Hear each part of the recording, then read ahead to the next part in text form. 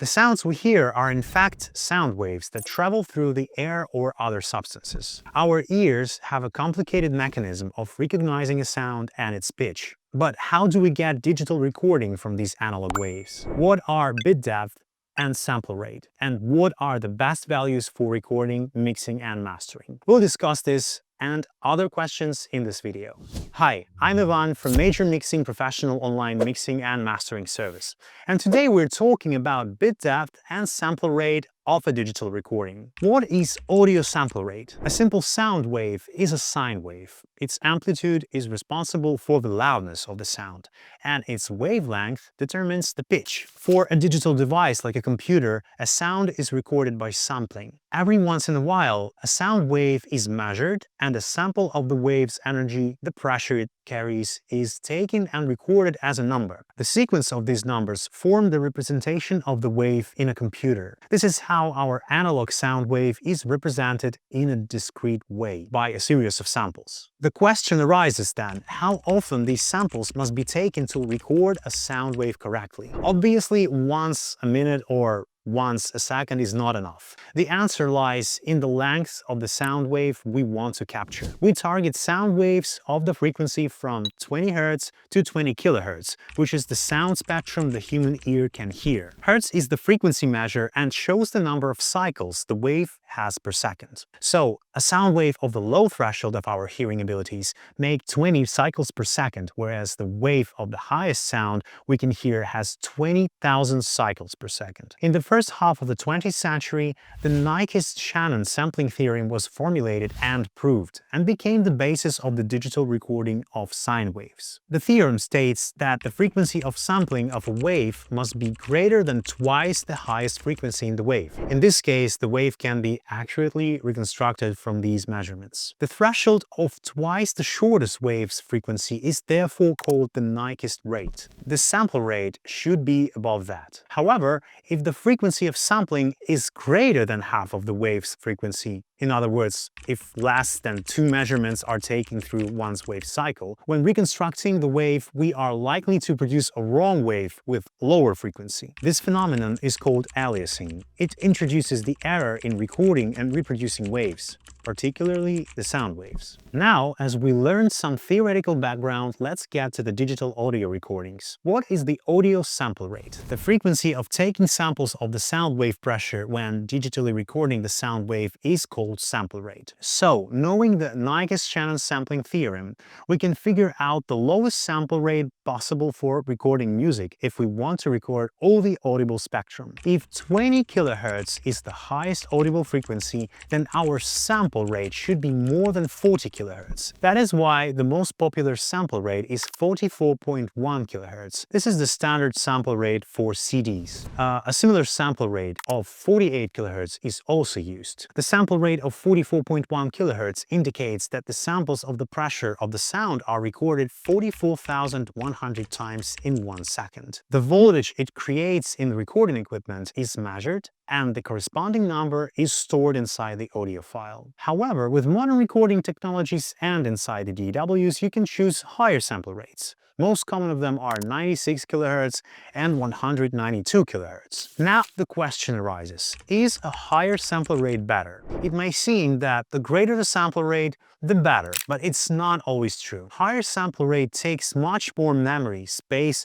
and requires downsampling the file later on. At the same time, all the audible spectrum can be accurately recorded using the standard sample rate of 44.1 kHz. It's important that before choosing a high sample rate, you need to be sure all your appliances and software do support it. For example, most consumer-grade sound cards support the standard sample rate of 44.1 kHz. When you record music with the sample rate of 192 kHz, you need to be sure you are managing the ultrasonic, higher than 20 kHz frequencies correctly. Recording them and then letting them mess with your music will most definitely be harmful to the quality of the sound. Frequencies higher than the human ear can hear, if they are recorded, will give additional distortion throughout the audible spectrum. When you're 182 kHz song will be downsampled for CD or streaming platform, these ultrasonic frequencies may cause aliases in the audible spectrum. Besides, higher sample rates greatly increases the audio file sizes. Processing them may overload the computer. Some people, however, use higher sample rate for the sole purpose of recording the ultrasonic frequencies and then bringing them down to the audible spectrum to listen to them.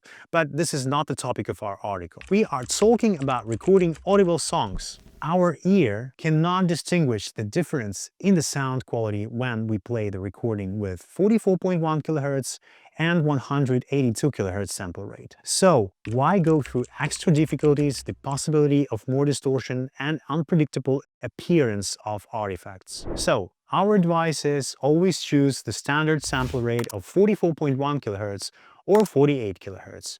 You are able to reach the amazing quality of the sound with them. Now let's talk about the bit depth. We discussed that to record music, we take samples of the sound wave with a certain sample rate. But what are samples and how are they stored inside the audio file? In simple terms, each sample is a measured voltage, the energy the wave creates inside the equipment at each point in time. And they are stored as numbers. As inside a computer, all the information is encoded using the smallest unit, a bit, 0 or 1. We need to determine the number of bits we need to store the information of a sample. The number of bits per sample is called bit depth. The most popular bit depth are 16-bit and 24-bit. But why are these numbers chosen and what do they represent? In a sample, we store the number related to the voltage the wave produces at the moment. In other words, the power of the wave. In binary numbers, each added digit doubles the maximum number the code can represent. Like the binary code of 2 bits can represent number from 0 to 3, 4 variants. The code of 3 bits from 0 to 7, 8 variants.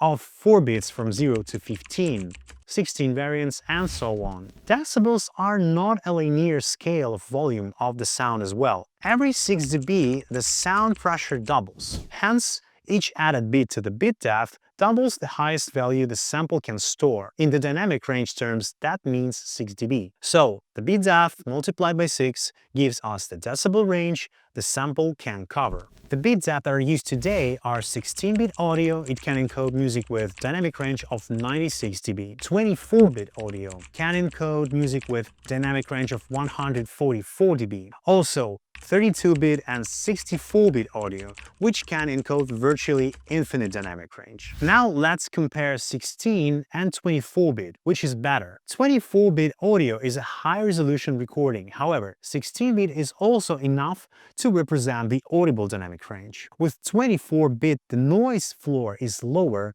and the dynamic range is greater. However, 16-bit audio is the standard for CD master records. As 0 dB is a threshold of hearing and quiet sounds like whisper are at about 30 dB, whereas a rock concert loudness is close to 120 dB, we can see that the span of 96 dB, 16-bit audio, can contain pretty impressive dynamic range from very quiet to very loud sounds. That's why 16-bit is the standard bit depth for CDs. 16-bit files, of course, take less space than 24-bit or greater, and this standard was chosen for discs as it doesn't take much space. If you need to convert a 24-bit audio to 16-bit, some wave information, of course, will be lost, and together with that, there may appear artifacts of low volume like small clicks or similar unintended sounds. To hide them, dithering is usually used, which adds a very quiet constant noise and hides the effects. As with the sample rate, it may seem that the greater the bit depth, the better, but again, it's not true. A 24-bit audio is a perfect choice for a master record. However, a 16-bit depth is still sufficient and is successfully used for CDs. Then you may ask a question, is 32-bit depth a better audio? The answer is 24-bit is a great bit depth to use in your master record. It has low noise floor and the possible dynamic range that's bigger than the range of normal sounds for human ears. However, while mixing, you may want to use greater bit depth for bigger working headroom. It is used while mixing because greater bit depth like 32-bit, for example, provides more dB headroom to work with the project, and makes the work of a mixing engineer more convenient. But after the work is finished, it's better to bounce your project to 24-bit audio. We hope by now you've cleared all your questions about what is audio sample rate and bit depth and how to choose them. Now, if this video helped you learn more about audio sample rate and bit depth, please subscribe to our channel and hit the like button. Your support helps us continue to share valuable knowledge and tips with the music production community. For musicians looking to elevate their sound, our major mixing studio is equipped to help. With many years of experience, we mix and master hit projects. We know all about song production, from their creation and recording to mixing and mastering up to the highest industry standards. Together, let's make your music sound its absolute best. Contact us today to get a professionally mixed hit ready to release. Thanks for watching, and I look forward to seeing you in our next video.